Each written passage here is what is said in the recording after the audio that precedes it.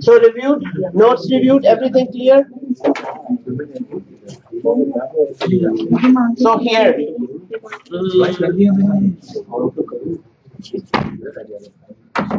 so here, group of 4 people here, group of 5 people, and we have a group. Yes, group of 4, and group of 3. So group of 3, group of 4, group of 4, group of 5. Go through this and make the diagram in a group and then present it here.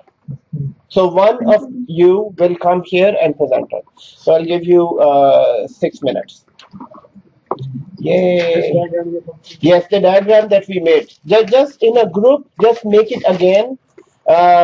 If you want to make it individually, it's up to you. But if you want to make it in a group so that you don't forget all the components.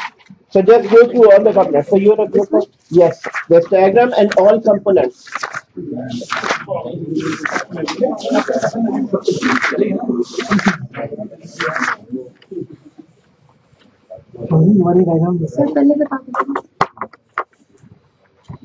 Okay.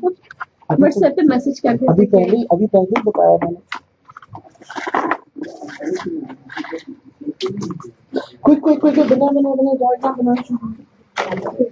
बना. Can you talk about the Citrix architecture? Yes, the Citrix architecture. Both external and internal use support? Both. Complete diagram. So group of 4. And one of you will represent it. Present it. Yes. I know.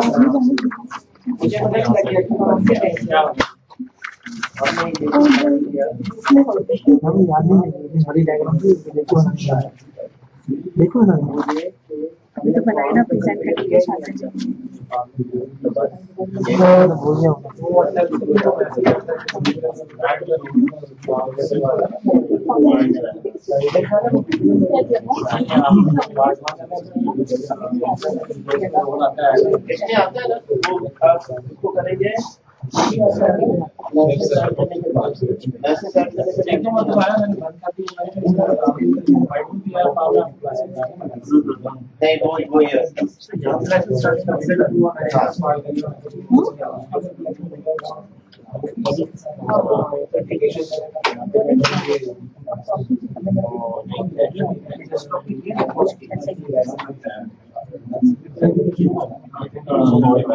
मुझे file download किया वो इस पे किया है क्या उधर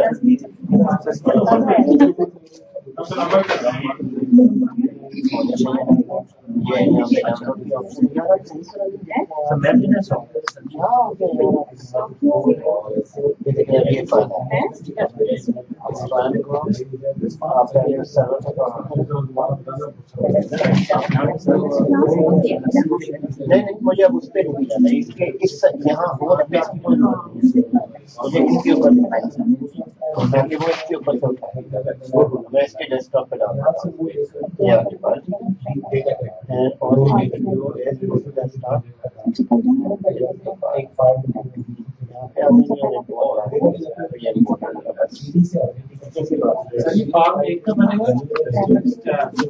एक ही पे होगा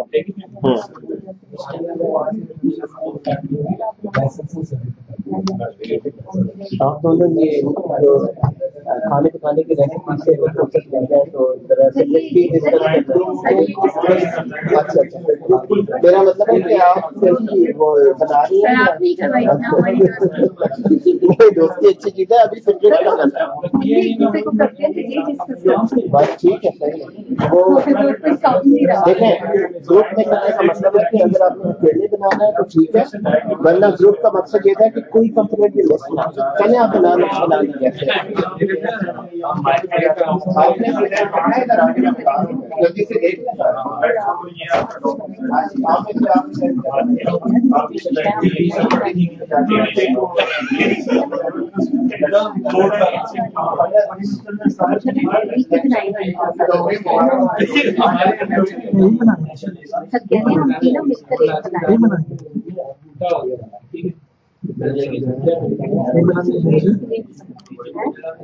किसका है?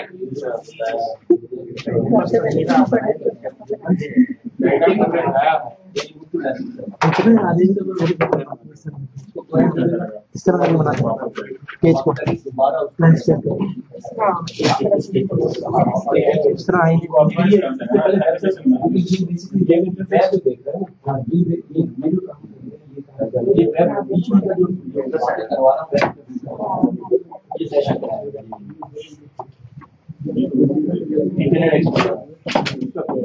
जैसे आपके को पेज बोला तो लाइसेंस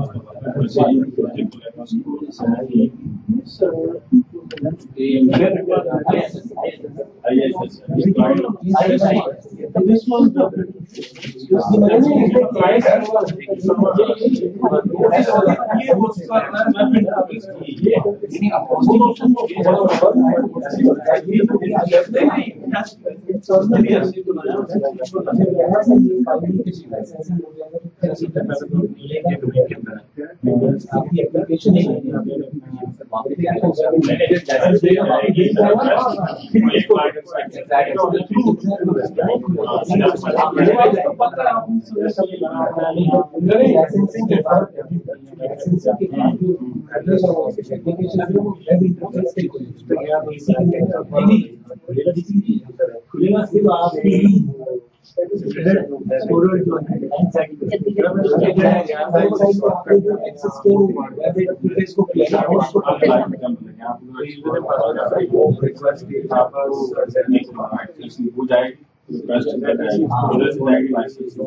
ये इसको वेरीफाई करेगा वापस और ये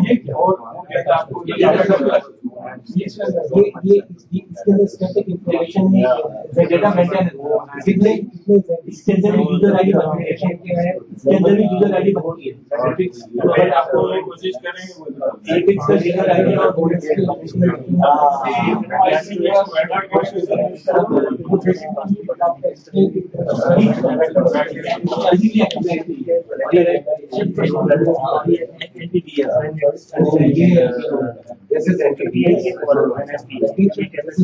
Okay, excellent. Ready? Ready? Aaj. So guys, everyone, we ready? So all you need to do is,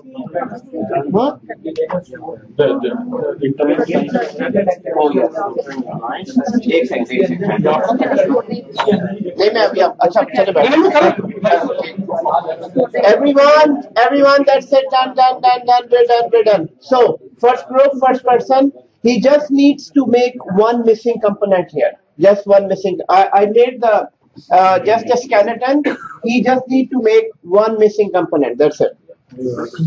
So any one missing component. For internal, we need a client. You do need a client. Okay. So one client. Is there anything special on this client? Well, it's an internal client. It is a client, but is there anything special on this client? You can ask your group. Anything special on a client? Yes. What? Citrix receiver. Citrix receiver. Yes. So just make a Citrix receiver. There you go. Okay. Citrix receiver. So Citrix receiver is required to connect to Citrix. Excellent. Very good. Can you just explain overall how does it work? I know there are many things missing, but just overall. There are many things missing. So yeah. What is it? IES. Okay. So Citrix is the client. He will log into IAS, like which is a web interface. Citrix web interface. Yes, and then it will direct to the DC, like where we have and DC stands for. Yes. And from there, it will check the client in active ADDS. Which is that other server? Yeah, this server here. Okay, So excellent. it's come here, and then from here, once it's confirmed, It's and it's authenticated. then it go back to the licensing. License server, yeah. And from here, once it's confirmed, then it's he can access. Okay, very good, very good, excellent, very good, guys. Give him a hand. Excellent. Okay, so second person.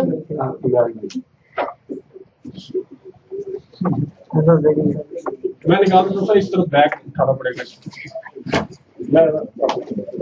No, it's here. So second person from your group. Okay. First of all, make anything that is missing on this. There are few things missing. Access gateway. Okay, access gateway is missing. And then So write access gateway. Netscaler. Access gateway or Netscaler, same thing. Netscaler is a third-party product, whereas the access gateway is Citrix product. Okay. And one more thing. and once this user it goes from here and then over here and then it goes to the this is a farm. Yes, farm is missing. Okay, very good. Zone. So farm is missing. And there is a ZDC, but there is a one zonal DC per area. Okay. Okay. Now don't make more components. So just tell us the overall connection process for external client. When one of the clients trying to access the application from the Xenix server, I'm just leaving this. Once it has been authenticated, it goes from here. It sends all the username and password, which is in the web access thing. Okay. It comes here. It puts the username and password. It comes. Which is here. actually this one. Yeah, and then it sends it. It comes from here to over here, and then it sends to the DC for the main controller for authentication. For authentication. Use the technical term. That's important. Okay, when it has been authenticated, it comes over here, and then it checks the license. Yes. Okay. Once it says the license is there, then it again goes to the data store. It sees how many. No. Okay. It checks like it goes to the data collector. Yeah. The data collector sees the load balancing. Yes. And then it sends, okay, this application is over here. And then it sends a request over this, and then it sends a bubble back to the user who requested. Okay, excellent. Very good, guys. Give him a hand. Excellent. Good remembering. And anyone from your group? Anyone from your group? No, there is few things missing. There is few things missing. So you need to come up with at least one component that is missing.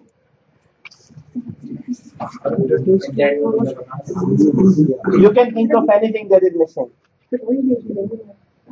So web interface is missing. So this is internal email web. This is web interface. So write a web interface here. Web interface. Database is there. Yeah, zone is missing. So you can create a zone. So zone is actually inside. Okay. What is the main function of zone? Zone is like a site in. Yes. So this is Physical boundary. It's a physical the boundary. Zen application also is ZDC. Zen application. Zen application. Yes.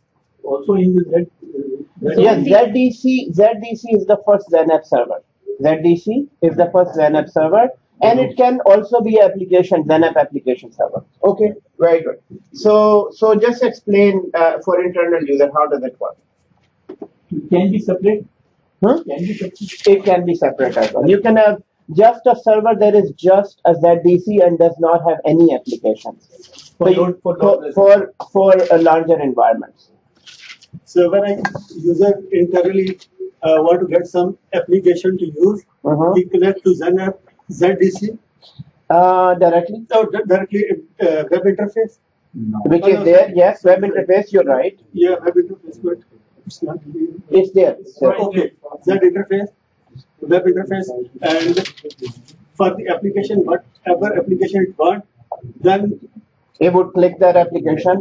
It clicks that application, then the request goes to ZDC. ZDC sent that request to active domain controller for the authentication. If it is authenticated, then request goes back to ZDC. ZDC then sends request to licensing server. If the license is available.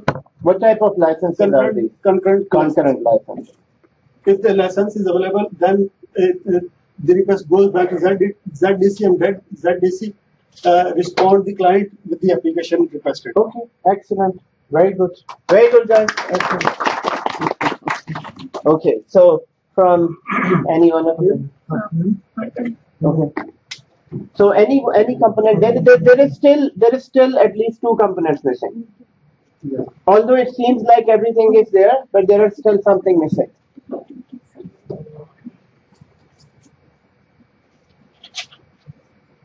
You can take help from if you want. From what is missing? Server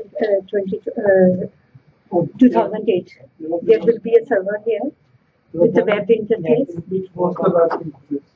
Yeah. We have one lifeline. You have one lifeline. Full of red. That server is actually F1. This is 2008 server. So this is 2008 server. Okay, so it's fine. Components are there. Where is dynamic information and where is static information stored? Dynamic information is in here. Is in ZDC. So what is in dynamic information? Dynamic information, load balancing. Load balancing information. How many servers have how much load? How many users are connected? Where are they connected? Yeah. So that it can decide that the request goes to which server. LHC, it's already in LHC. What is LHC used for? Localhost cache. It is localhost cache for? In case of data storage shutdown. If the data storage is shut down, then it's okay, it takes it from there. Okay, excellent. So LHC is for data storage. Static LHC. Yes, LHC. Oh, yeah, please fix it. My mistake. LHC. So LHC, local host cache. Excellent. Yeah, then Lahore High Court. Lahore High Court? Okay. Okay, that's excellent. Very good. Very good. Thank you, guys. Give him a hand. Excellent. So, guys, like this, we're going to have these quizzes in every lecture now. So, please make sure that, first of all, start working in groups. So, this is group number 1. So, you need to set up your own timing for labs or help out each other, guys, because sharing is caring. With the help of each other, we can accomplish this. It's not very difficult. As you can see, theoretically, it's not very difficult. You can remember stuff. Now within the same, I'm going to show you now what is the installation process overall and what is the licensing actually. Now here, when we start with the environment, when we start with this, setting up this environment, guys, in our mind, there was very simple thing. So let me kind of make it.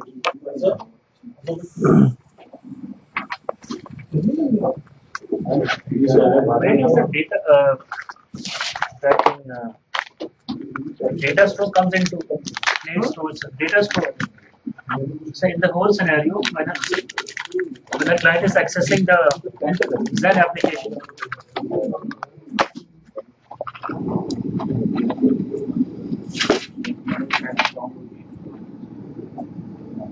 Okay, your question? when a client is trying to access an application from the Zen server, where does the data store come into play? Data store is when you are configuring Citrix for the first time. When you're configuring it, data store is actually storing all the information. What is your farm name? How many servers are there? So basically, this is the first time when you create Active Directory, NTDS is being created. So this is that store for Citrix. So it is storing that basic information in this. Static, sir. Yes. This database is very small database. It only stores the configuration file. Yes, exactly. Why not use this database in any other server? It can be used in any other server. Oh, you're saying why is it in another server? Here, just to show you. For all of us, we can use any other. For us, In our lab, actually it is sitting on our first ZenApp server. It is sitting on our ZenApp server. So here, these are my ZenApp servers. And one, then two, LHC, LHC, then DC,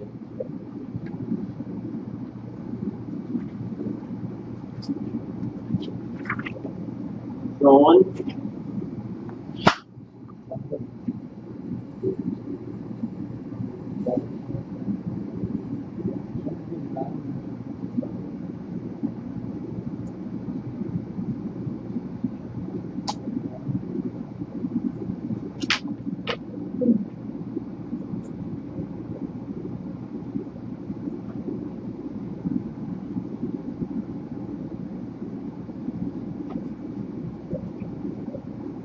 Citrix 0. So guys, this is your users connect to web interface. From web interface, they connect to the ZDC here. ZDC would go back to for authentication, and then it goes to for licensing. After it is done, then your applications are sitting on both of these servers. So this is a ZDC at the same time it is ZenApp application server. So on the same server you have application. So our Word application is actually hosted here.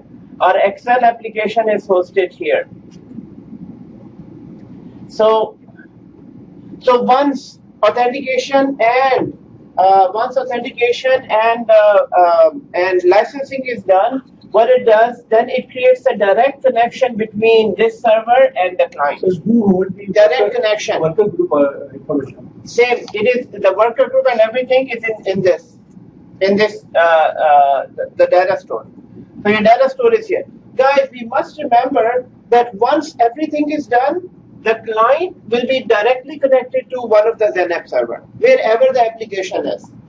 So once this is done, this has done its role, or maybe Access Gateway has done its role, everything is done, then ZenApp server is directly connected to user. So basically, ZenApp server will be having all the loads. For example, if there are 100 users using an application, those all 100 users, they are all directly connected to this ZenApp server. Guys, this is how load gets more and more on a ZenApp server. Why? Because at the end, these all users are basically connected to the ZenApp server. This is why ZenApp server load needs to be shared. Because DC's work is finished once it authenticates. A license server work is finished once it says, oh, I have licenses. But then the real the groundwork, the real footwork is done by the ZenApp server. So ZenApp server is the one that holds all the load for all of the users. This is why ZDC has to play a role to load balance information. Because in this case, 100 users are connected here. It will make the server slow. So ZDC, what it would do, 50 users on one ZenApp server, 50 users on another ZenApp server.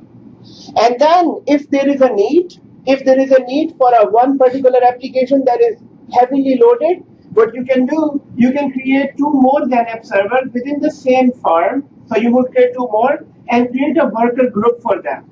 So here you created worker group. The specific application. And this worker group is specially for Word, let's say.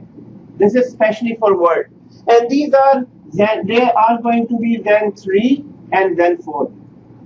But in the same farm. They are in the same farm with a different worker group, but specially for this application. So that this worker group will take a complete load of just this application. Now, so guys, installation went like this. So first of all, we created the 3 servers. So here we created actually 3 servers in there and 1 client. So 3 servers, 1 client. There were 3 servers and 1 client. 3 servers and 1 client. And first server was our domain controller. So in this case, I'm going to use that code for something else. So 3 servers, 1 client. So 1 server is DC and DNS, and it's a licensing server. Citrix, licensing server. Second server is ZenApp, and it is a web interface. Third server is just a ZenApp server, right? If you followed the video, if you were able to install this is how it is done. Question? I'm right. Okay. So here, guys. Now, so once this is installed, now comes a bit of a technical part that you have never been through before. Now, in this, first of all, we need to configure the licensing server. So once this is all installed, then you need to start configure license server. Will you put Citrix licensing server with DCDNS? Yes. No. Yes, I did on this. Normally, it has to be a separate server, but I just otherwise we would have had to install a fourth server. So I just placed it inside with the DC. So you need to first task is to configure the license. How do you configure it, guys? Very simple. Very simple. You just need to put in a CD for this server. So here is your server.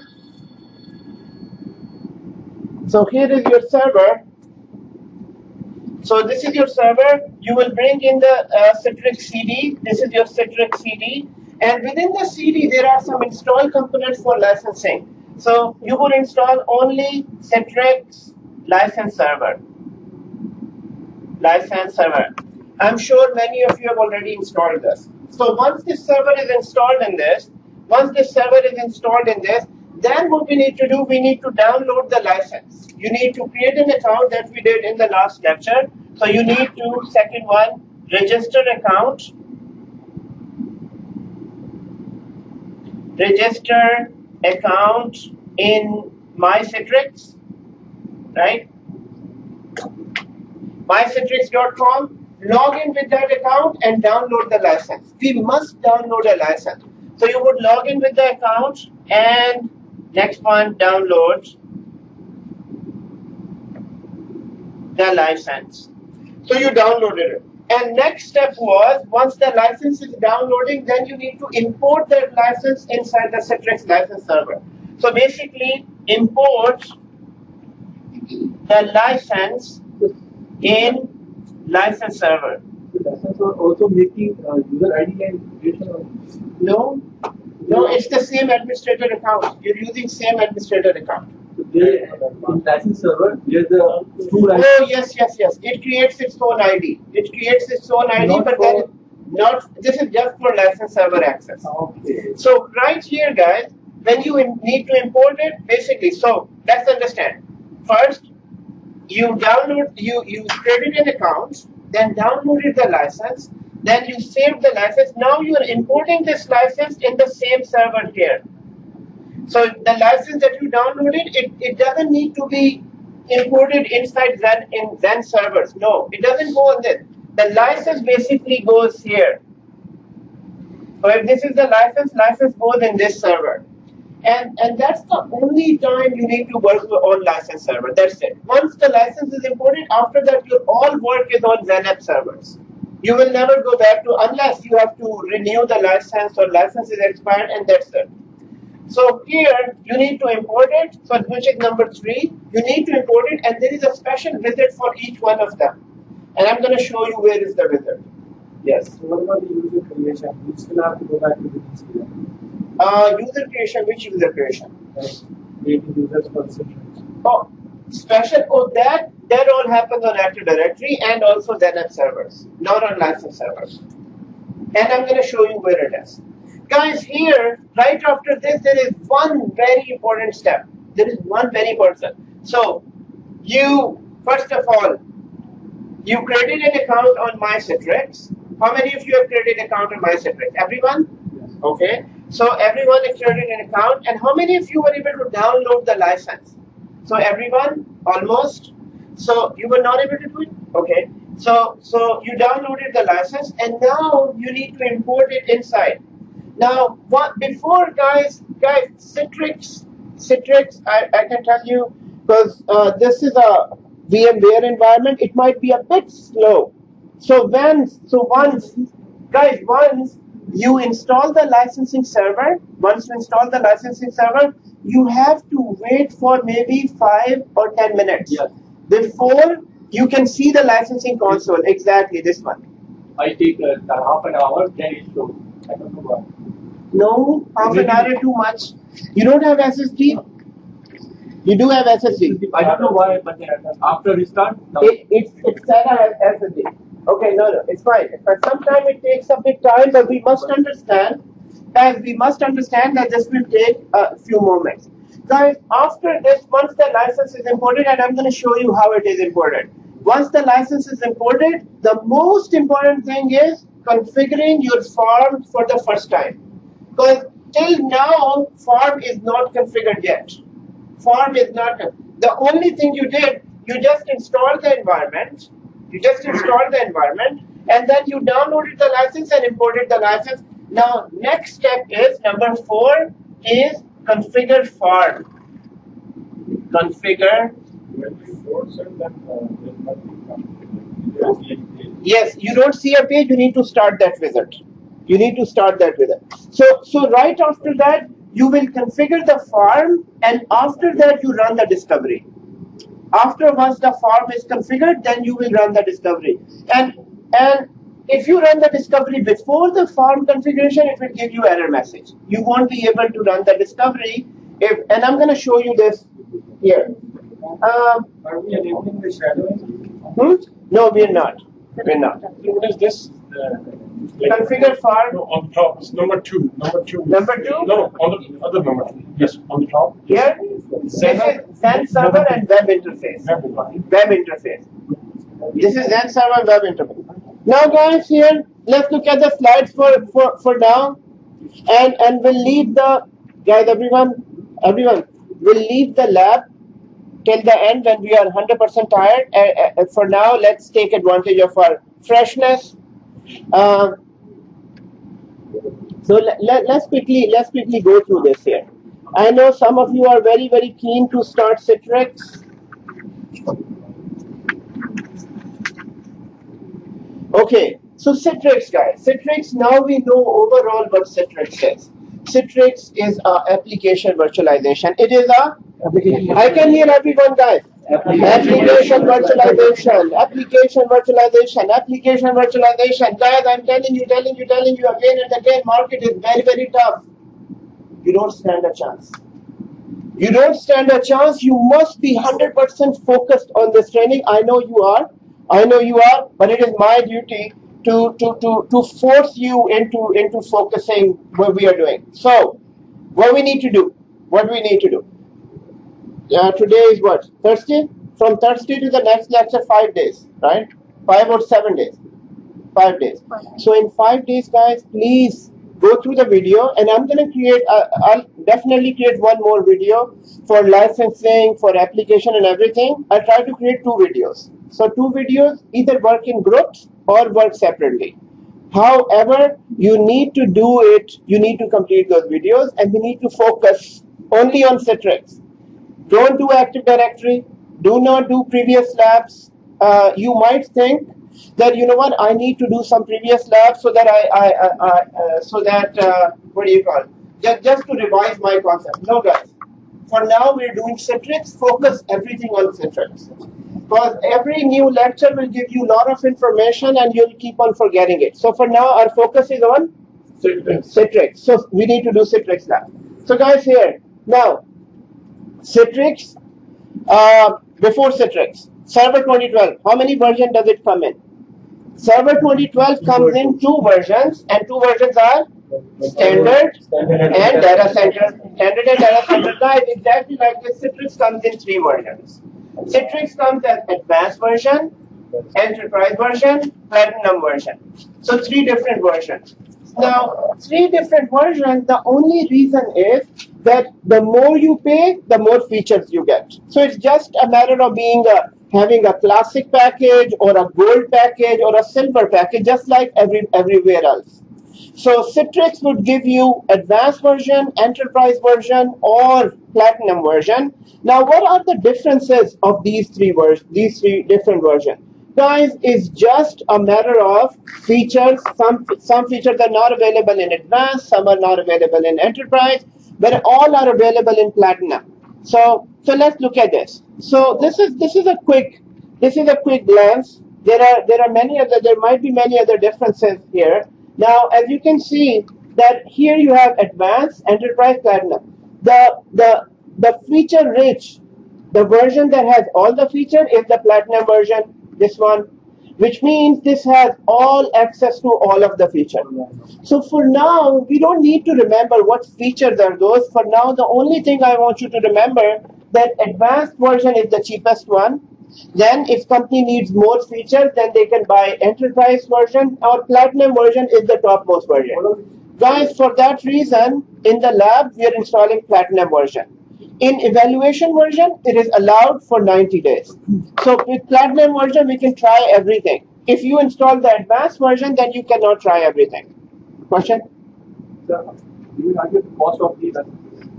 I don't know, but I think this might be around. I'm not 100% sure, but anywhere from $2,500 to $7,000. Different prices. So here.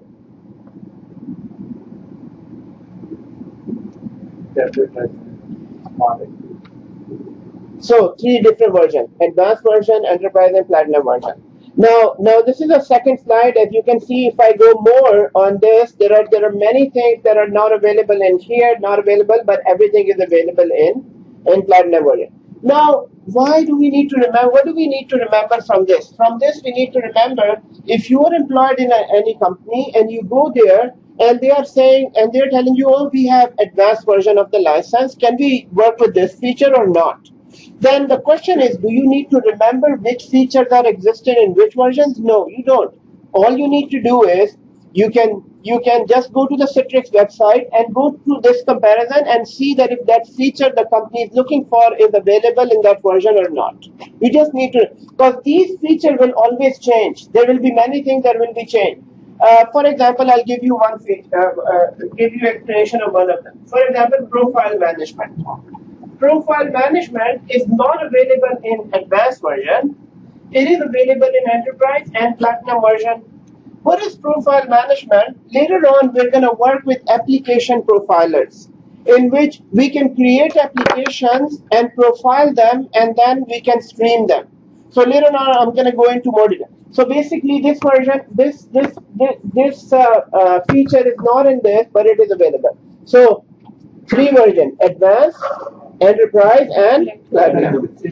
And guys, then yesterday we went through this architecture, actually last lecture. So that is then app server, web interface, data collector, data store, license server, worker group, and zones as well. We also discussed zone. This is from last lecture. And this is the diagram that we discussed. So here you have a client. Client connects to the web interface. Here I created two web interfaces, one for external and one for internal. Most of the time, guys, you will have one interface, one web interface just like this. So I made it like this because I wanted to show you the difference. That this is internal client who connects to here, and this is external. Guys, most of the time, how many of the time? Most of the time, web interface is for external clients. Web interface is not for external clients. Web interface is for external clients, right?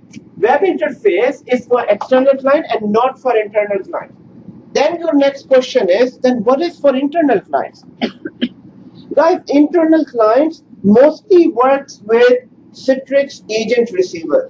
It is a Citrix agent receiver. Now that agent is basically installed here with the Citrix, and as soon as you right click on that, you will be directly connected to Citrix. You can see application there.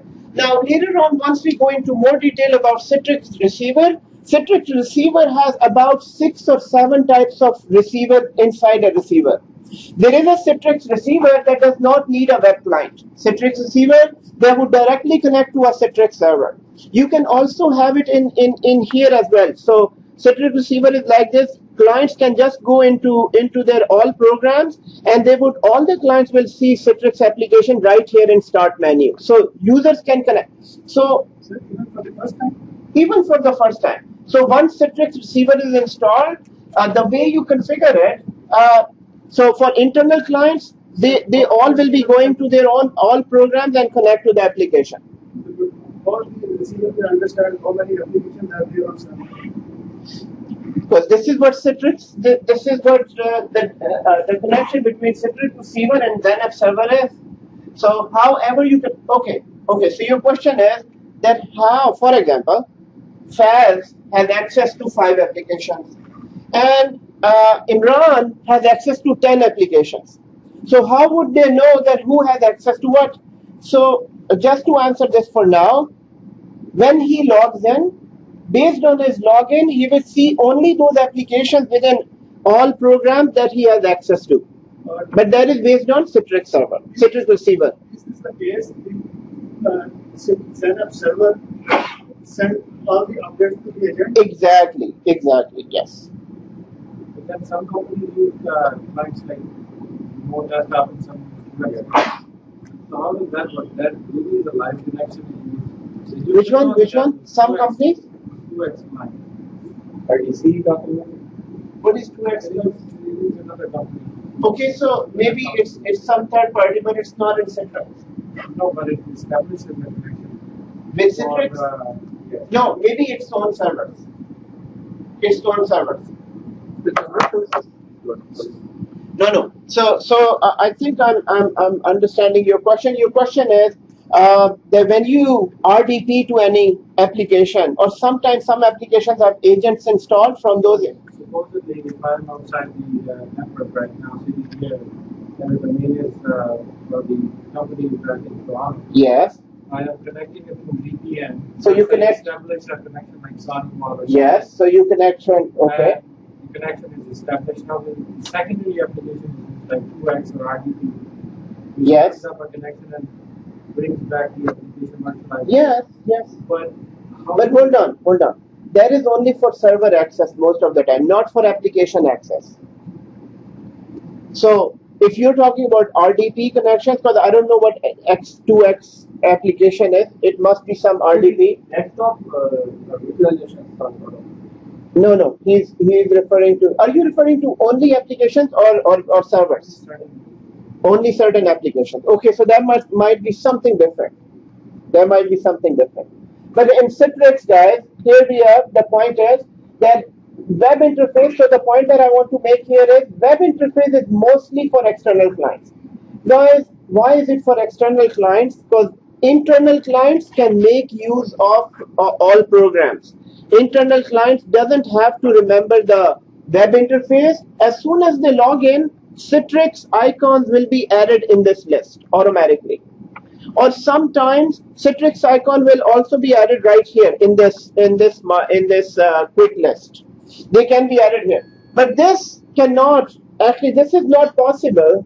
This is not possible for external client, because external clients first need to connect to firewall and then they connect. So the only point here to remember, because later on we are going to configure Citrix receiver, so this will be more clear. For now, we need to remember that web interface is mostly for external clients, not for internal, although internal can use it. But guys, there is just one point to remember. How many points to remember? One point to remember. If your internal client starts using the web interface, then your web interface will be very, very busy, because your internal clients are always more than external clients. There might be maybe, let's say, 200 external clients in a large company. In a smaller company, there might be 15 or 20 clients external. But most of your Citrix clients are internal clients. And if all the internal clients starts connecting to your web server, then you need to have many web servers, not only one. Because here you don't have just 100 clients. You might have 2,000 or maybe 20,000 users using the Citrix. So instead, Citrix gave us agents that can work directly from all programs. So for now, just remember, most of the time, web interface is for who? External client. Now,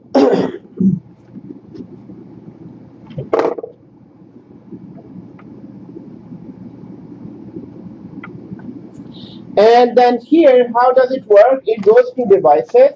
It goes to web interface. From here, it goes to data collector. Now, data collector, guys, Here it is shown as totally different.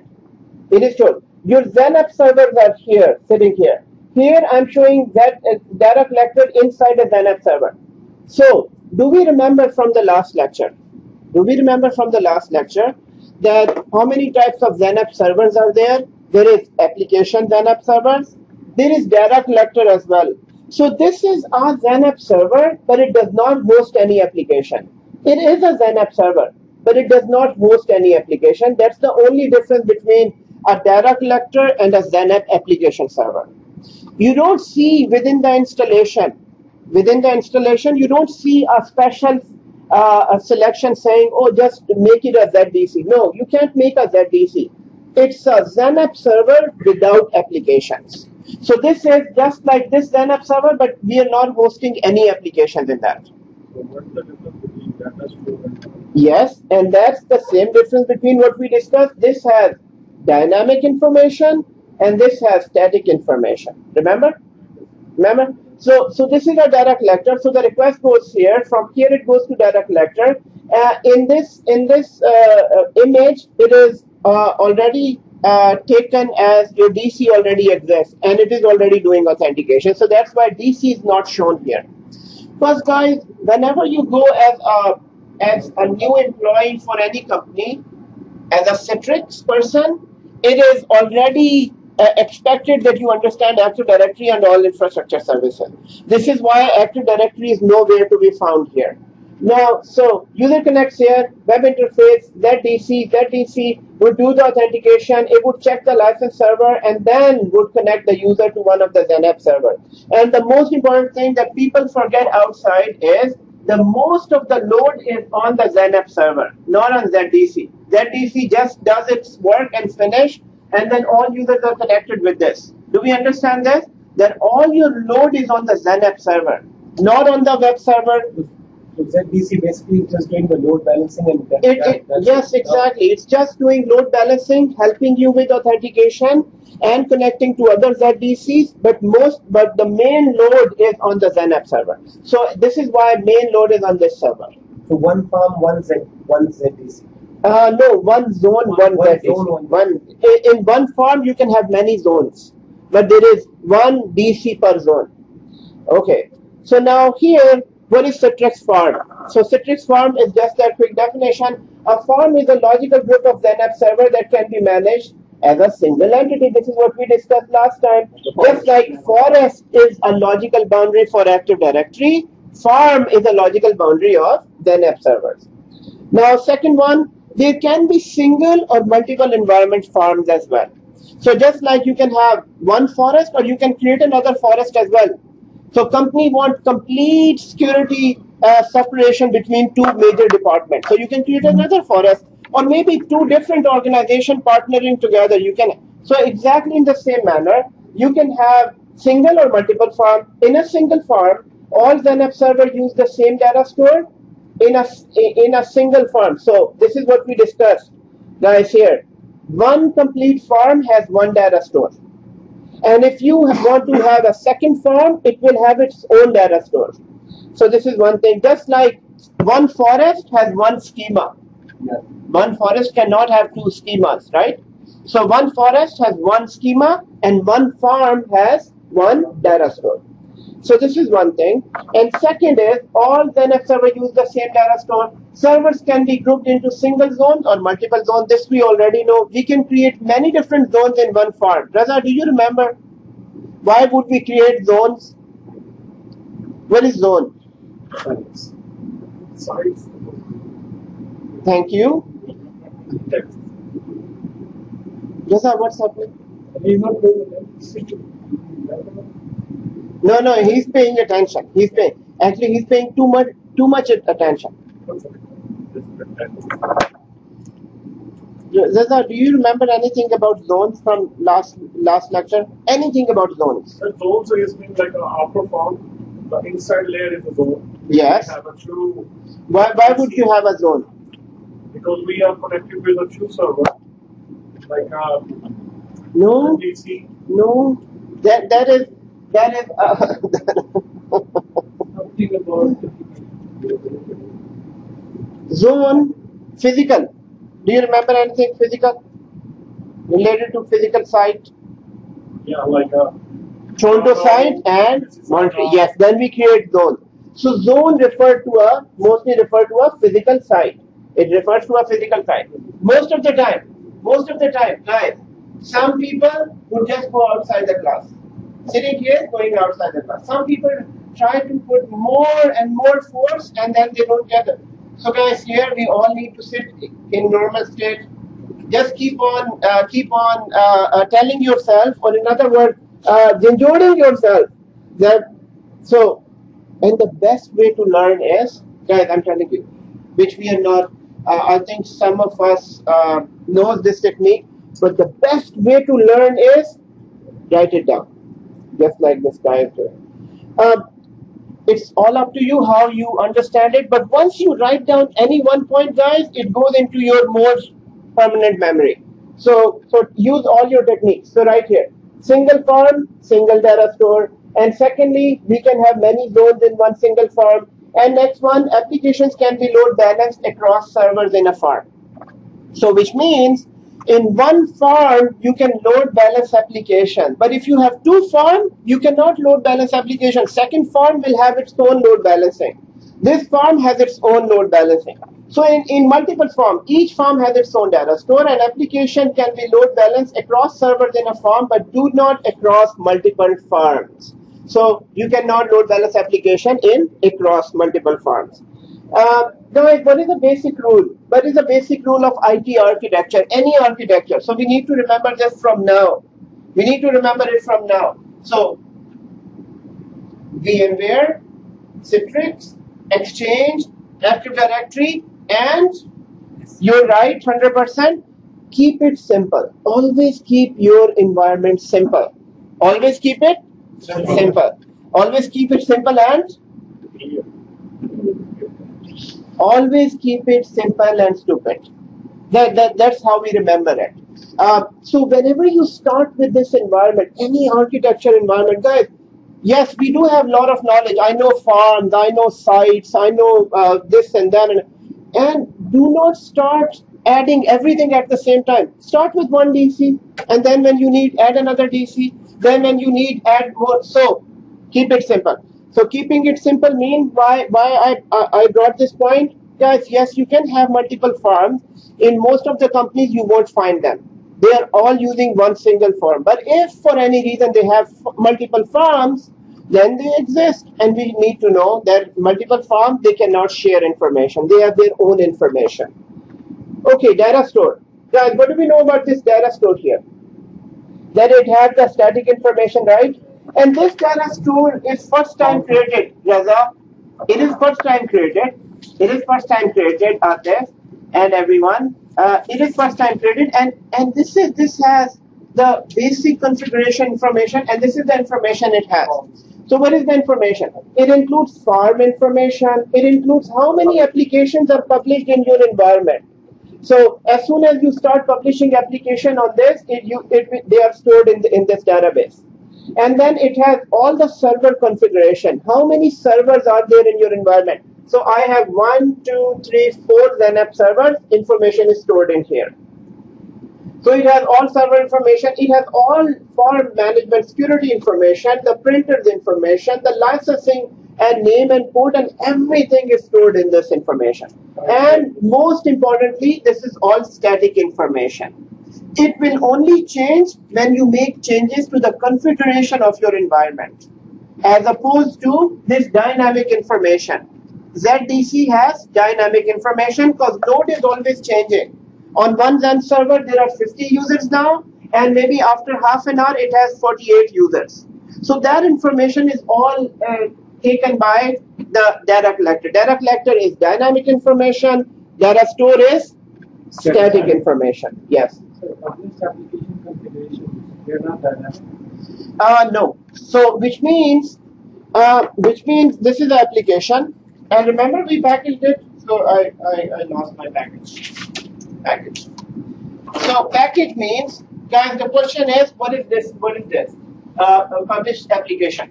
Guys, once this application needs to be given to people by Citrix, you need to download that application, package it, and then this application will be kept on using. You don't need to change the package every day, right?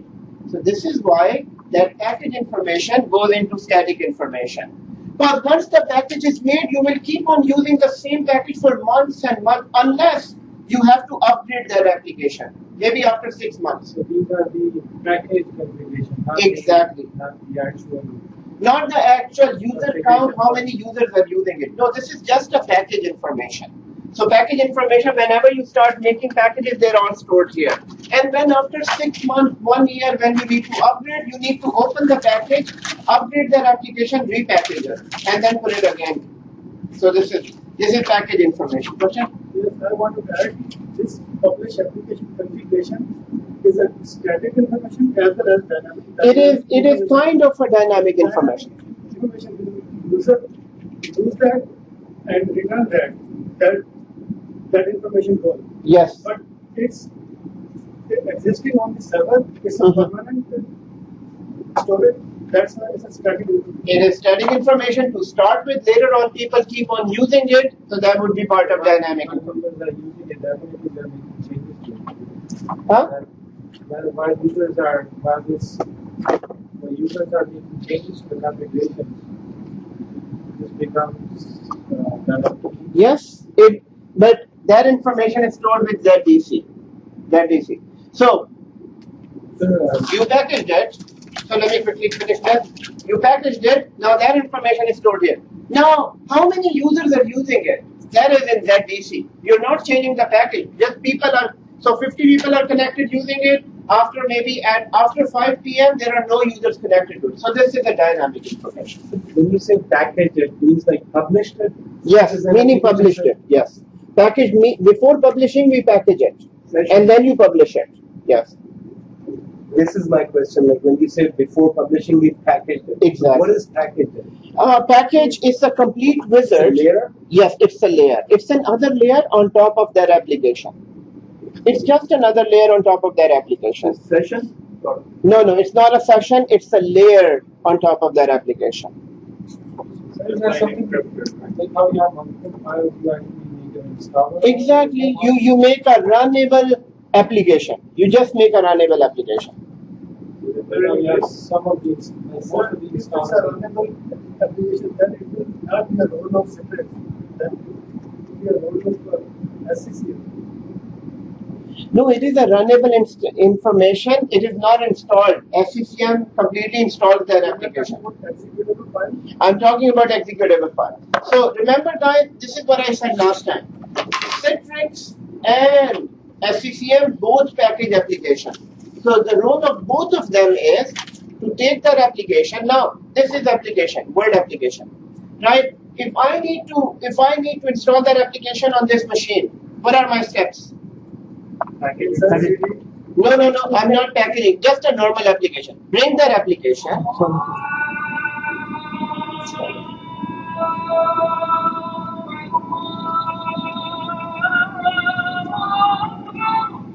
So we bring that application. We put it, place the CD inside and install that application. Without installation, this application is useless, right? This application is useless.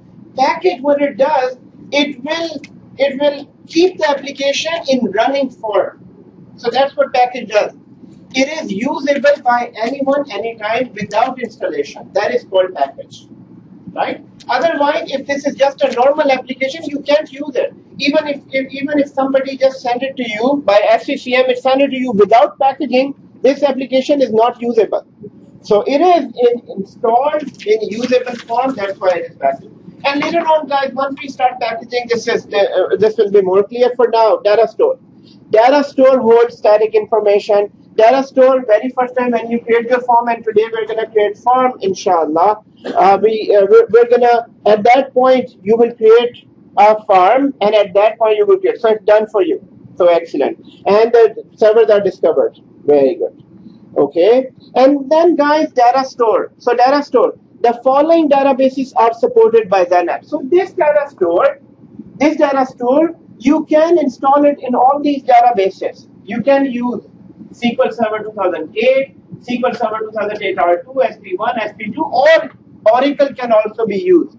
Now, which database is using Huh? right now? Right now it is using the first one, the very first one. So guys, here let's understand. So for some of us who are completely new to IT, let's understand what this is.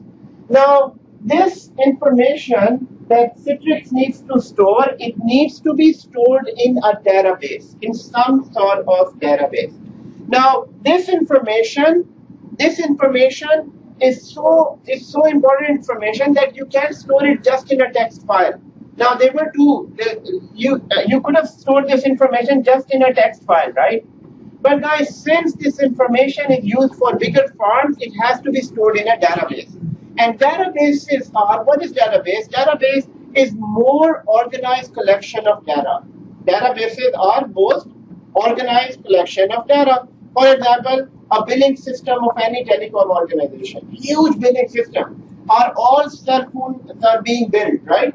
And if they don't use such type of databases, so most of the billing systems are based on Oracle. Because Oracle, not only it is the most expensive database, most expensive, but it is the most efficient databases as well. Now, why people use these databases? Because these databases are more structured. They can be read easily, they can be organized, you can run queries and this and that. That is it. So guys, now here, this data stored needs a database. Now what type of database? So you can also go with either SQL or you can go with Oracle. Now, which one to choose? Guys, Oracle, I can tell you, this is a very, very expensive database. This is, you can say it's a very, very, same thing, it will give, both will give you same results, but this is very expensive and this is not very expensive. This is Microsoft's own product.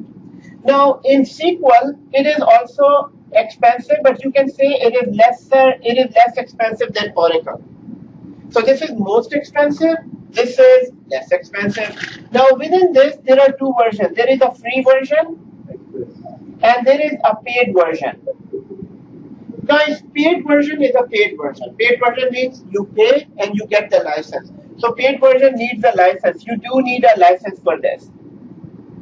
You do need a license for this. But for free version is available on all servers. So it is available in 2003. Free version is available in 2008. Free version is available in 2012 and all the version. And the free version of SQL is known as Express Edition. So this is why it is said Express. Express. Whenever you see SQL Express, so guys, one more thing for all of us, this seems like SQL, but it is pronounced as SQL.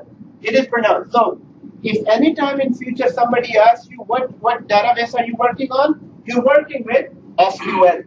Sorry, you can call it SQL, but mostly it is pronounced as SQL. So somebody says, oh, we have a SQL Express edition. It simply means they have a free version of SQL. So Express version, so this is Express.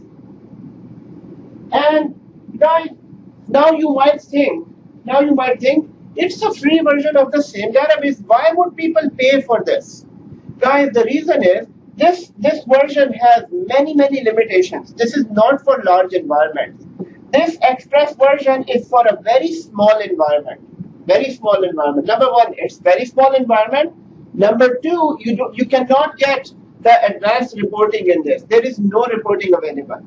For example, you have a lot of data inside and you need to run some reports. You need to see some statistics. You can't see them. Because this is just a free version. It would just, it's like काम चलाओ और बाद में खरीद लेना. Never expired. It's that thing. It's that thing. It never expired. But you can't get any advanced features from this. You can. With Express, so this is why when we install this environment, guys, it will use automatically Express. If it would have been a huge big environment, then you have to install this separately. A paid version also comes as an evaluation version for 90 days. We can download it, we can use it, but after 90 days it expired.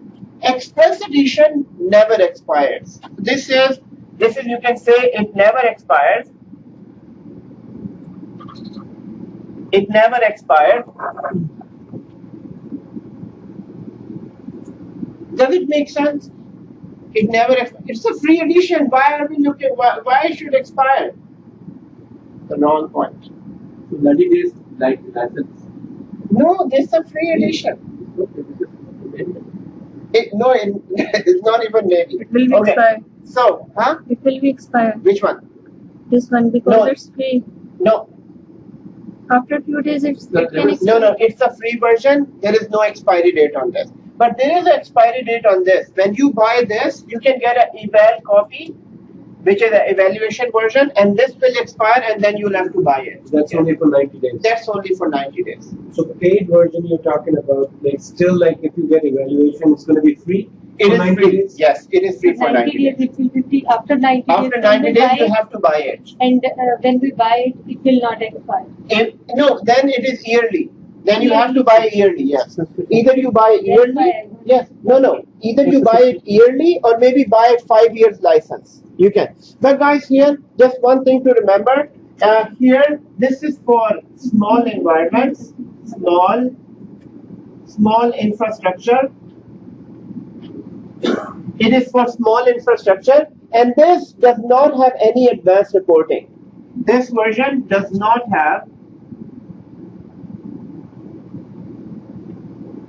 advanced reporting.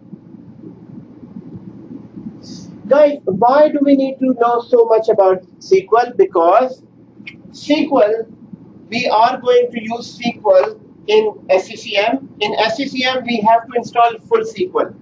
Here, we're not installing full SQL. Here, we're just working with a free version. SCCM needs a full SQL server. So we are going to install that. VMware also uses SQL. VMware.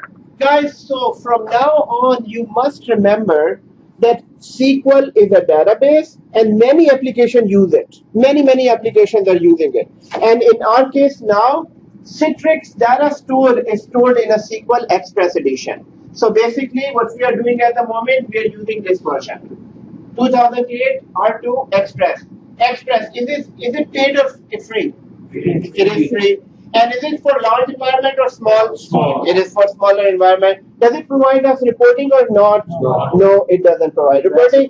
This is as much we need to know about this. Sir, Yes. for me, I don't know what is SQL database. So Yes. can you please a little bit more? Yes, why not?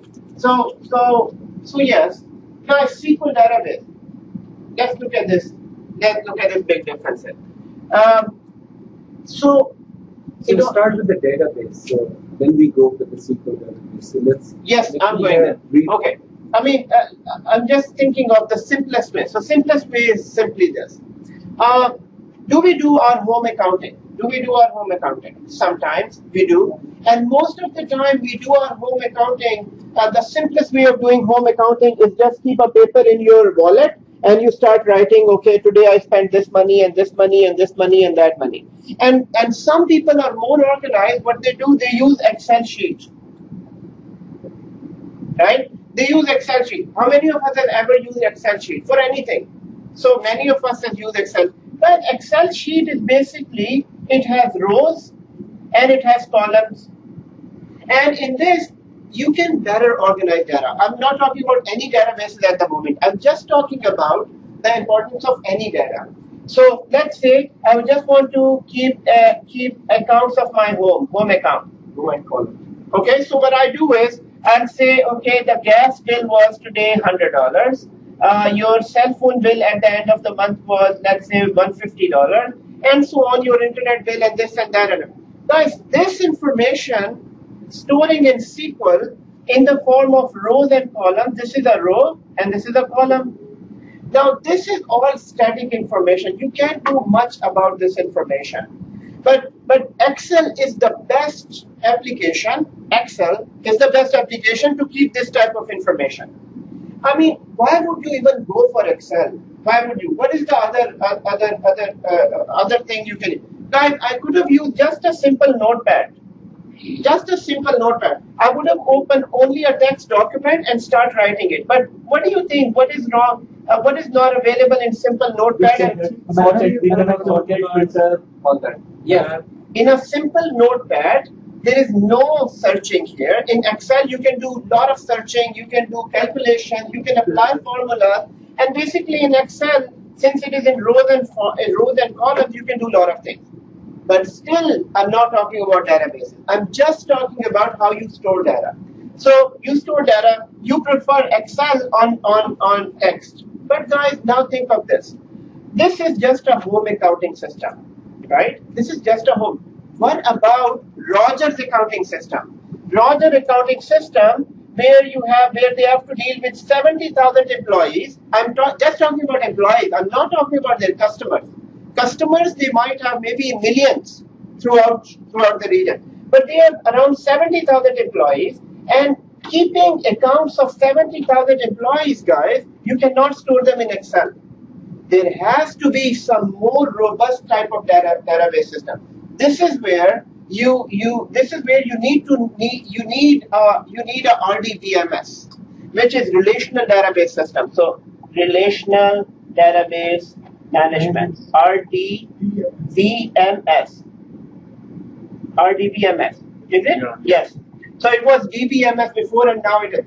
So now this and this is where you need a database system. And database, the simple definition of a database is a collection of rows and columns. It's a collection of tables. Yeah, organized table. Row is a collection of tables, and database is a collection of tables. So rows and columns is a Table is a table. collection of rows, and database is a collection of tables. Yes, and then there is normalization, then there is a lot of things. Normally, the table is a Yes, yes, you're right, 100%. The table is a row and collection. Yes, so what my point is, Farhad, here you don't need to understand the huge big depth of this. I just need the base. I'm just giving you the base, and everyone giving you a base. Now, there is something called DBAs in the market. What does DBA stand for? Database Administrator. In order to become a database administrator, you have to do a huge number of certification. Not only certification, you have to have real 20 years of experience with this. So these guys handle all this. For us, we just need to understand that this database is a database and data is stored inside. Now, Nasrullah is right. Each database has tables inside, and tables have rows and columns inside, and rows and columns have data inside. And what can you do with that data? Guys, you can manipulate this data in many different ways. So 70,000 employees, I can create many different type of reports from them. How many people are earning more than 50,000? How many people are earning more than so? It's a huge database. For us guys, Citrix needs a database, and I have two choices. I can either go with SQL or I can go with Oracle. If your company has Oracle inside for some other reason, they can use Oracle, guys. Most of the places, everybody is using SQL. All Citrix installation is with SQL. So SQL database system. And what is in SQL for us? What is in this database? The Citrix configuration is in this database. What type of configuration? So this database has farm information. This database has how many servers are there, applications are published, and all that information is sitting here. And that is a database. And the database version that we are using is Express. Express is a free version. It is for smaller environments, and it does not have advanced reporting. So guys, this is where this is. Now, if somebody asks you in the interview, does Citrix needs a database? Your answer is yes, it needs a database. What type of database are supported by Citrix? So two types, which is Oracle and SQL. Oracle is more expensive. SQL is IBM also. not IBM. It does support Justice. IBM database. Sorry? IBM has own database. IBM has its own database that is known as DB2, but that is not supported here. Okay, so here, now guys, just like SQL has two versions, a free version and a paid version, Oracle also has two versions. Oracle also gives you a free version as well. Anybody knows about Oracle here? There is a Oracle. There is an Oracle free version as well, and that is just for test environment. But guys, we are not even going here because this is for bigger enterprises.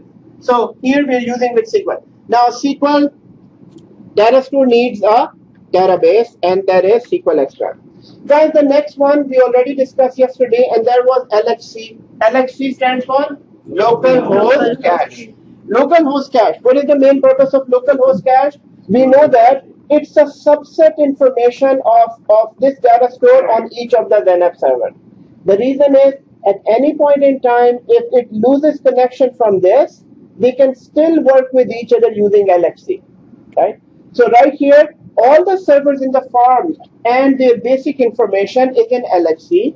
All application published in the farm and their properties is in LHC. And all Windows Network domain trust relationship within farm is in LHC. So basically, LHC is a partial subset of your data store. Not all information, but all important information.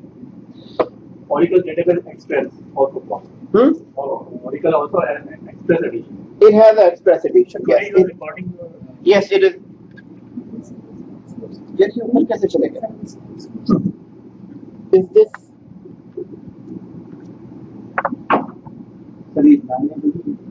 Oh.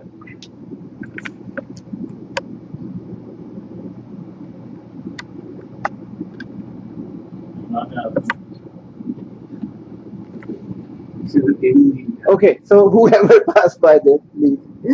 It happened yesterday as well. Actually, it has to be somewhere up there. Okay, guys, next one. Next one is very simple topic, and then we'll go for a break after 1 hour. So it's a very simple topic. It's a very simple topic. Guys, the next 2 slides, next 2 or 3 slides are about the protocol. The protocol Citrix uses. So in protocol, question, answer, So can comment? you get this slides? What? Yes. What? Slides. Yeah, I can give you the slide. Okay, here. Slides. Oh, slides. You can get slides. Cheap slides. Okay, guys, here. So this slide, before I go into this, let me give you a quick understanding of this. Guys, this is IMA, is a protocol, and IMA has a smaller brother whose name is ICA. So there are 2 brothers in Citrix, IMA and ICA. IMA is a protocol that works between Citrix servers. So basically, when this server talks to this server and this server talks to this server, they use IMA protocol. So when server talk to each other, they use IMA. For now, just remember, they use a protocol called IMA. What is a protocol? We all know TCP/IP is a protocol, right? HTTPS is a protocol. HTTP is a protocol. DNS uses a port 53 and uses that protocol. So guys, here IMA is a protocol, or you can say it's the language these 2 servers speak with. It's the line on which they talk to each other. Citrix server. Only Citrix server. So these 2 servers will use IMA. When they talk to licensing server, it's IMA. When they talk to data store server, it's IMA. So when Citrix server talk to each other, they use IMA protocol.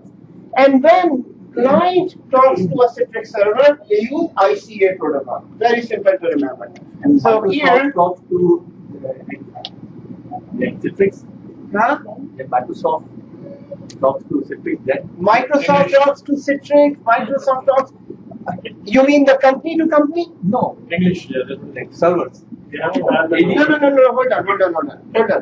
Let me complete this. Then I'll take your question. Hold on. This will take you somewhere else. So here, guys, server to server, it's IMA, and client to server. When this client is using the application, it is ICA. ICA protocol. ICA protocol for the client to server, and server to server is IMA. And now my question to you is, this is a client and it connects from here and then connects to the server. What protocol is it using? ICA. So from here to here, and when the client is using that application, this is ICA.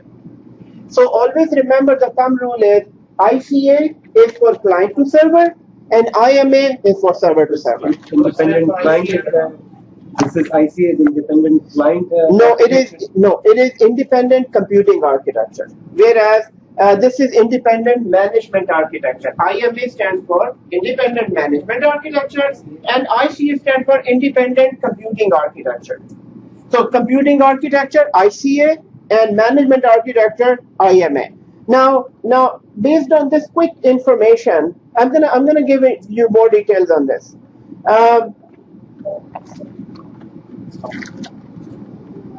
Yes, before that, I want to give you their port numbers. So ICA protocol uses a port called 1494.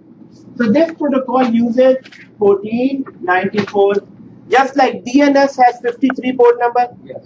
DHCP has 68 port number, Internet has 80 port number. 443 So yes, secure. 443 secure. So the port number for ICA is 1494. And then actually this is right here. ICA client to server 1494. And then you have server to server IMA. IMA is right here. Where is IMA? I think it is 2512. So which means in this it is 2512. So now these are the port number. What is port number in Ali? Do you remember what is the port number? When they talk to each other. It is a door. It is a door on a server on a machine from where when they talk to each other. But when Citrix client is talking to the server, they talk through a special door inside, and that door number is 1494. So it is 1494.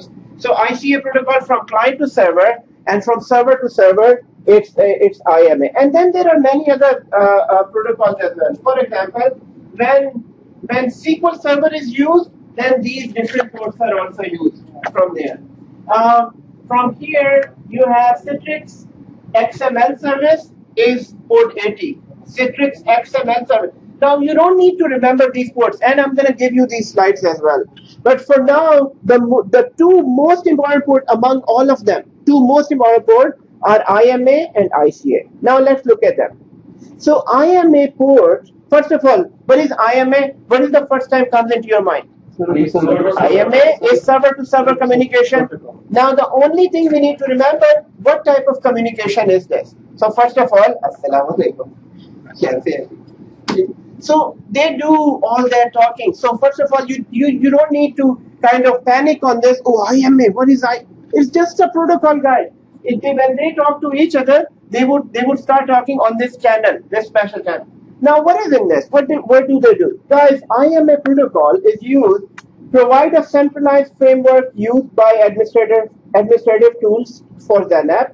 So when they are in this, so basically when ZDC needs to know which server is left loaded, which server is more loaded, it's using IMA.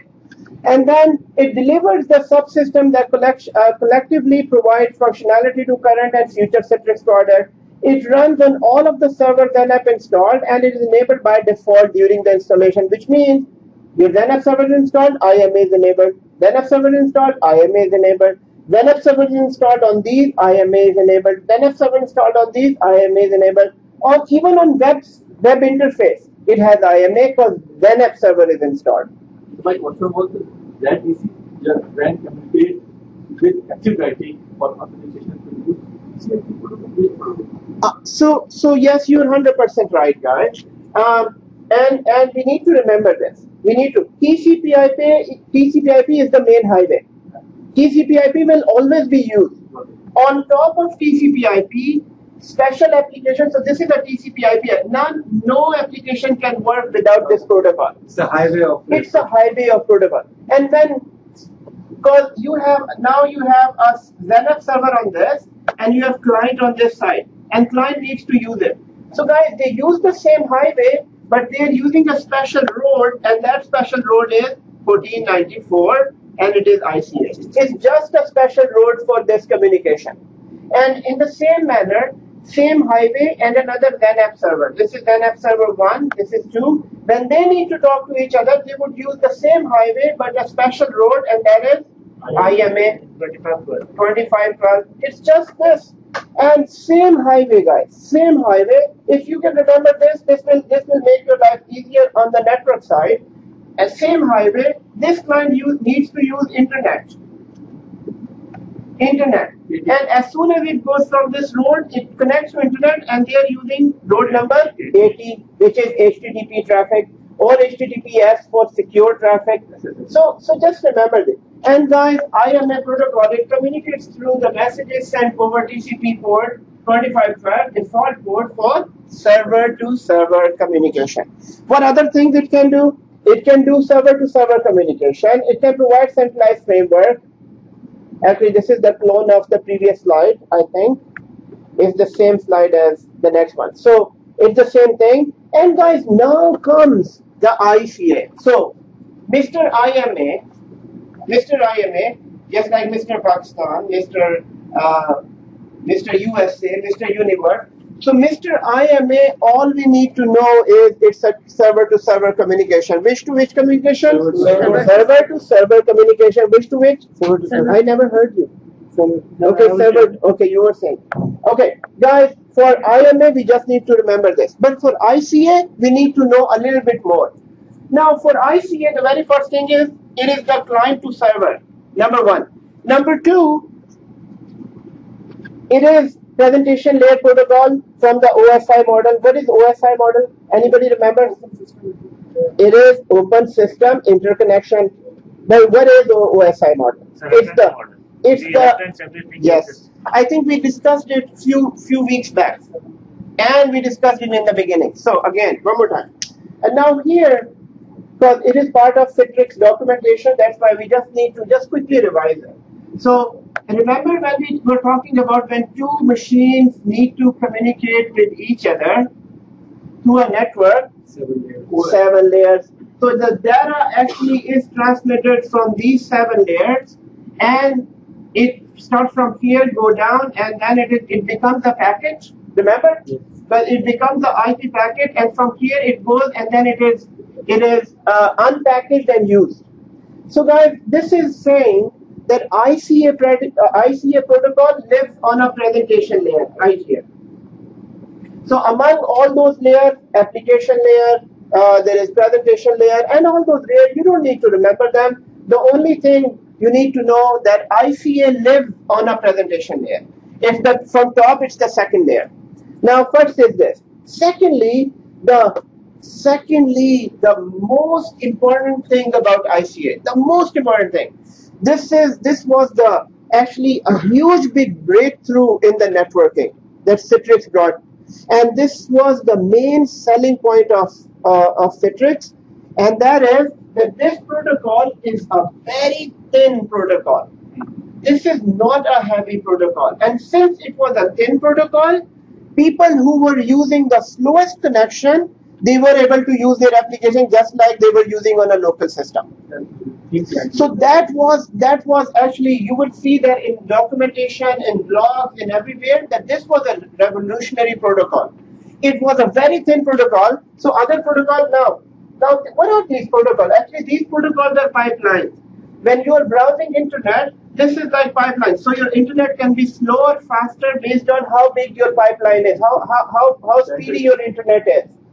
So guys, this protocol, ICA, was a very thin protocol, although you were using one application from here, from this client, and for this client, although this client does not have Word, it's using the Word from here, and this protocol is so thin that it made the traffic very, very light. At the same time, it was almost the normal speed that these guys were using. So this protocol, when clients connect to this, it converts that all into a very thin traffic, and since it is thin, it is faster. If it would have been thick traffic, it would have been slower. So it is. So this is why they said it's a very thin protocol. Now guys, ICA is something like this. So I have a client machine. And then on this side I have a then app server. Which server? Then app server. what is on the Xanapp server? An application that client needs. So it has Word application. And Word application, we all know for now that this will be given as a bubble. It will be given temporarily to this, and the machine will use it. And now we know that this application is actually using a very thin protocol which is called ICA, which is on port number 1494. So this is on port, and it's a very thin protocol. Guys, how is this possible? How is this possible? So all what this protocol does is this. This protocol will send screen updates, keyboards, and mouse feedbacks back to the server. So basically, you're sitting here on this machine using Word. Now let's just imagine for a second. So your Word is open.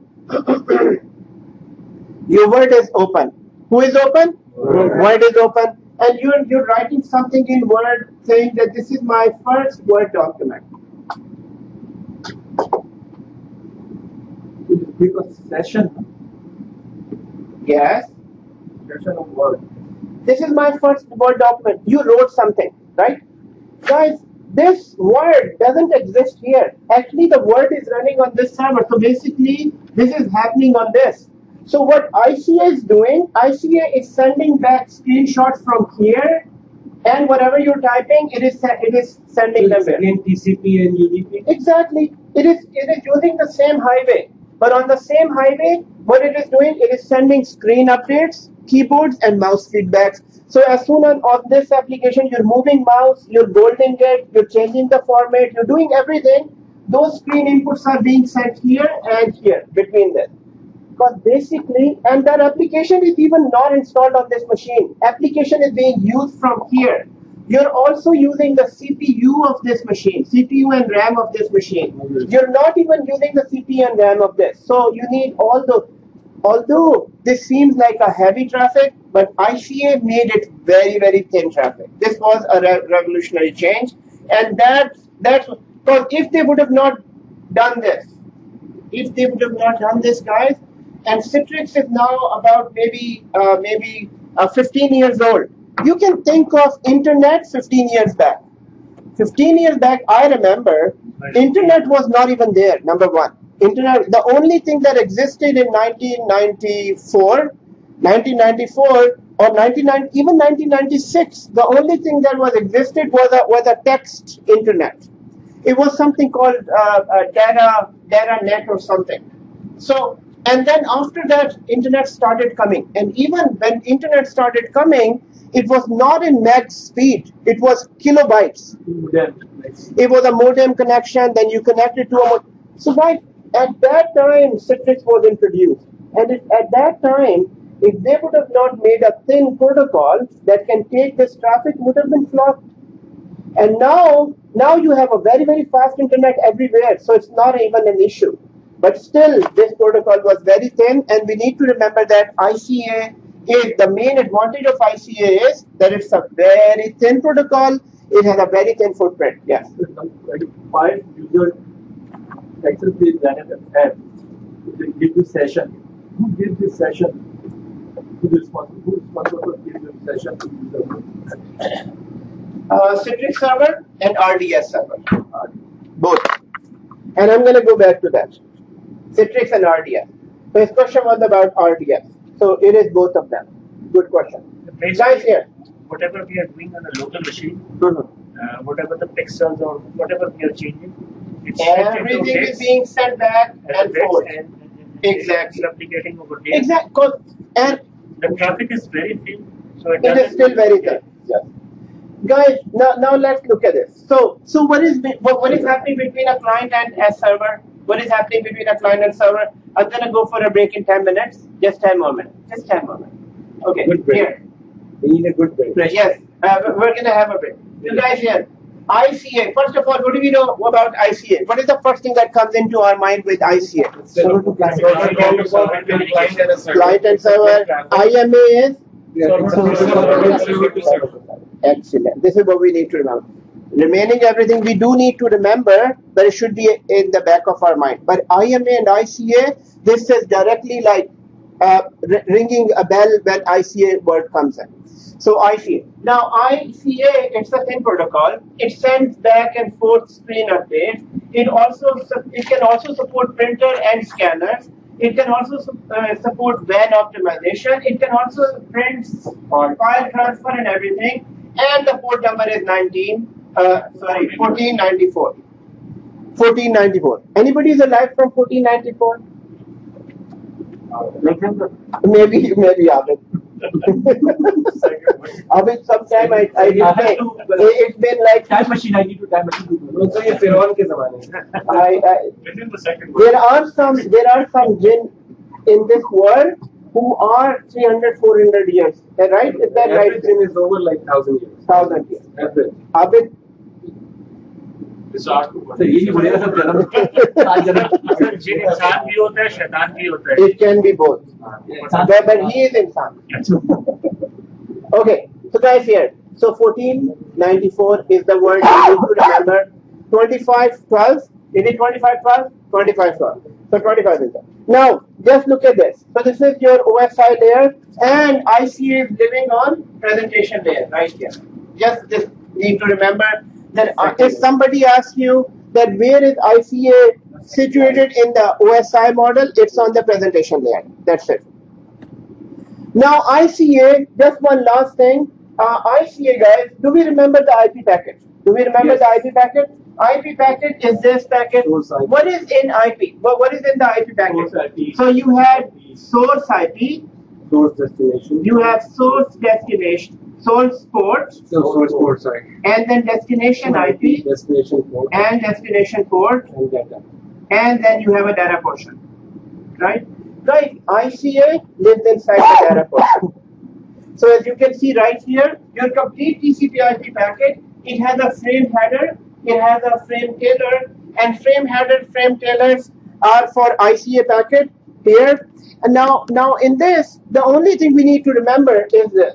So this is your IP packet. This is your IP packet.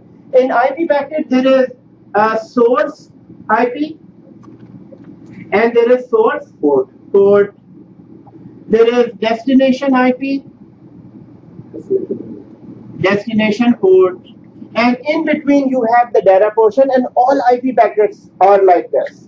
All IP packets are like this. And we have been talking about IP packets right from the start, right? So IP packet and your Citrix packet is inside. So this is inside this, there is Citrix packet. So Citrix basically lives inside this. So here you have Citrix packet. Now a Citrix packet has these portions. So Citrix packet lives in ICA. No, Citrix packet lives in the TCP in the IP packet. In the data part of the IP packet. Exactly. So ICA is also there. ICA basically is all this inside this data. ICA is just a language. It's okay, yeah. It's a protocol. It's a protocol. So guys, here let's think of this. Now, why are we thinking of this? Because guys, because your application is sitting here and you're using it from here. You're using it from here, from the client, right? You're using it from it. Now, on this side, you can use the application. You can use just a word application. You can use maybe a media application as well. You can print files as well. So when you send different type of data, in this packet, it divided all types of packets, all type of data into different packets. So let's see this.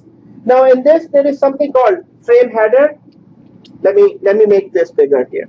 So let's look at it here. Now here. So right here, first of all, this data packet inside is frame header and frame tailor. So frame header and frame tailor, it's just a start of the packet and end of the packet. And then if it is encrypted or not encrypted, so by default it's not encrypted. By default it's not encrypted. If you need to encrypt it, you can encrypt it. Next one, do you need to compress it?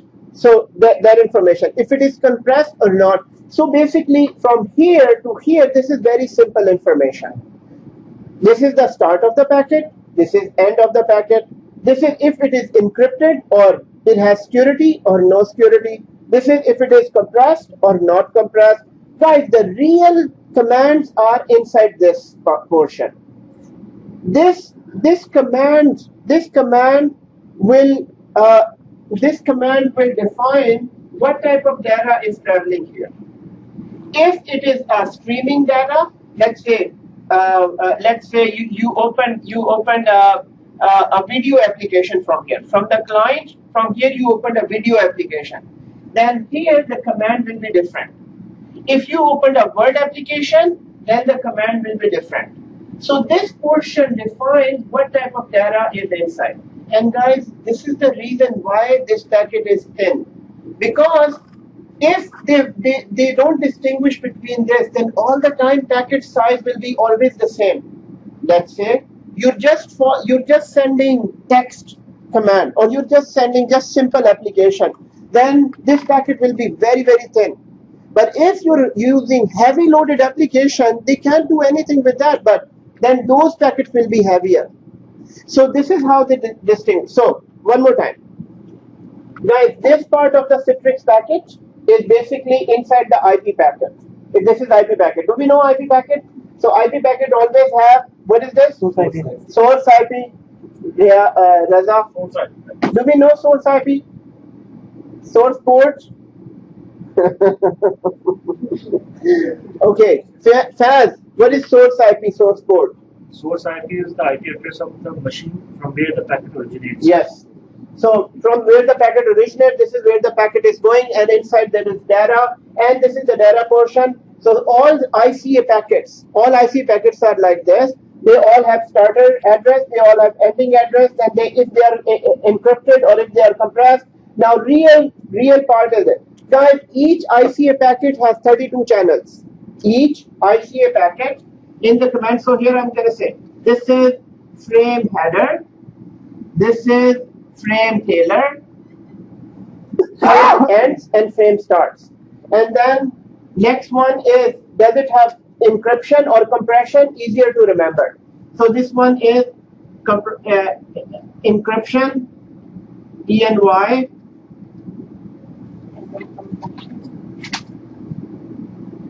And this one is compression. And this one here is the command. What type of data is being streamed? What type of data is being used? So here you have command. And guys, in command, it has 32 channels. 32 channels. Now, what are these channels of? These channels are what type of data is traveling. So, for example, just a text communication is one channel. So, just a text communication. So, if it is just a text is being sent from client to here, this is one channel. If audio is being sent, it's another channel. So, just the type of data, and that is channel. So, text, audio, video,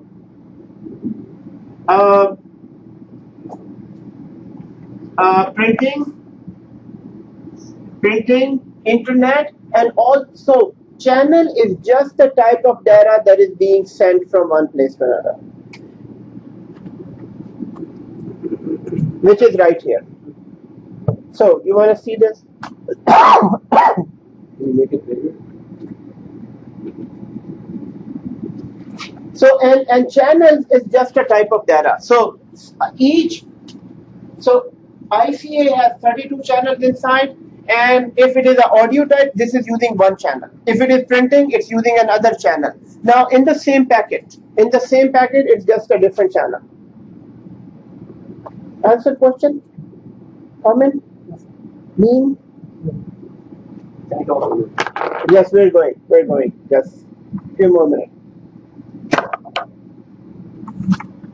It was developed by a single person or a consortium? It was developed by a single person in the beginning, long time. Before flipping the order and name, like not flipping.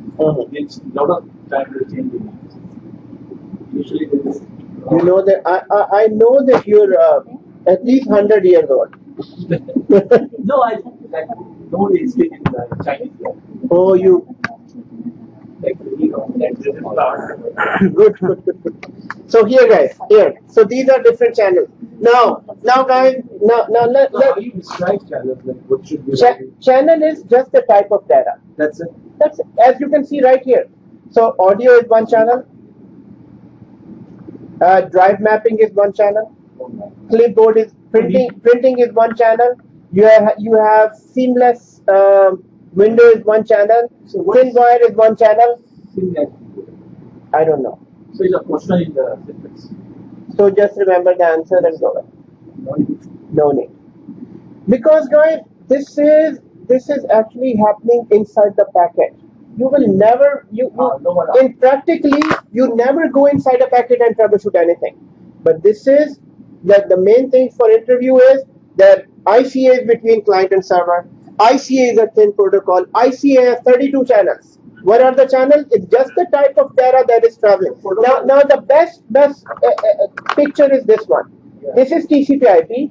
Inside it is ICA, which is this, and inside there are all these small what you call small channels of information that is traveling. Sort of wire, one wire. Exactly. So just like an electric wire, you have many wires inside one electric wire.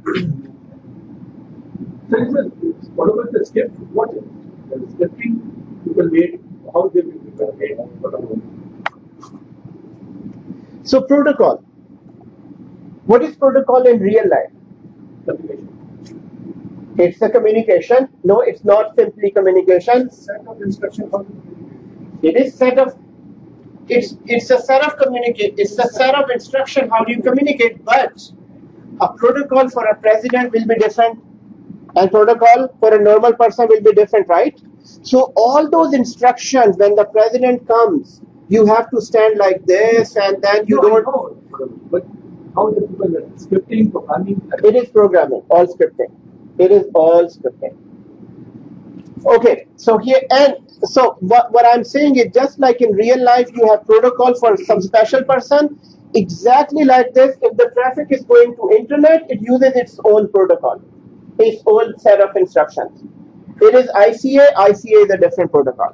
For example, Prime Minister Stephen Harper is moving through Mississauga. Inshallah.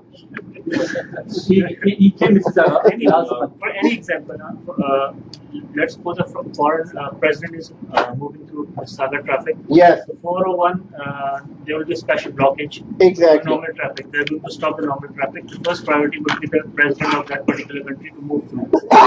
Exactly. Then, similarly, the RT also, the protocol, they have decided like this would be given this priority, this would be given by. Exactly. It's just set of instruction how that information travels. Okay. So guys, here another picture of ICA. Another picture of ICA. So you have ICA protocol between two different computers, client and server, and these are different channels, and this is how they are traveling. So all you need to know that ICA protocol is between client and servers. The port number is 1494. It has how many channels? 32 channels. What is the channel? It's the type of data that is traveling inside. And it's a very thin protocol. IMA is a Server to server. server to server protocol. It uses a port number 2512. One more thing that IMA stands for Independent Management Architecture. It is Independent Management Architecture. What is ICA? Independent Computing Architecture. So Independent Computing Architecture. So guys, let's go for a break. And right after the break, we'll start from right here. We'll just complete few more slides and then we'll go do the practical. And make sure today nobody is leaving unless our Citrix environment is working. Yes. What is that? FH. Yeah, FT Taylor. Frame Taylor. Frame header.